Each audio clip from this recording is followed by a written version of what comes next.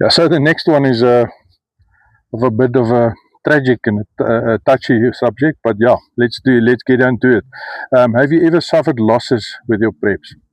I would like to say no, but unfortunately, that is not the truth. We did suffer some losses, and we did have damage to our stuff in the past. Um, we gathered a lot of dry stuff, legumes, um, chickpeas, split peas, that type of things that we did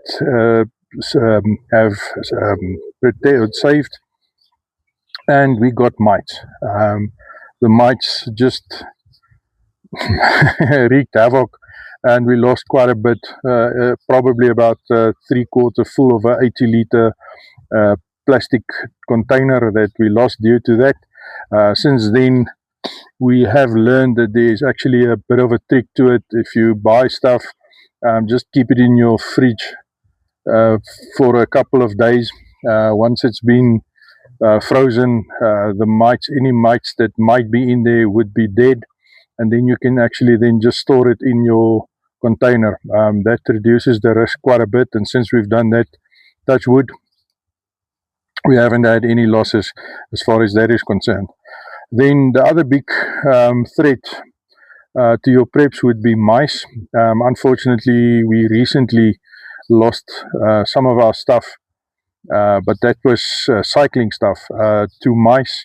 The mice got into our Wendy, and the mice just chowed our jellies and our what you call it, but the stuff that you're drinking stuff and that.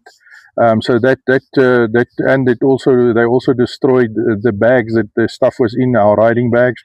So yeah, that was a bit of a letdown. But yeah, so unfortunately, with the storing of stuff, you have to take precautions as much as you can and to the best of your abilities, and to keep pestilences and stuff like that out of your preps, because they will wreak havoc and will destroy your stuff. So, being a prepper, you know that is part of the risk.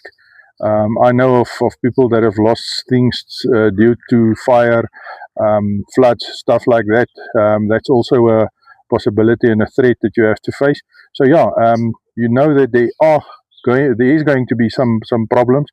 So, plan according to your risk assessment, what your risks most likely are, and then just plan according to that and take precautions as much as possible.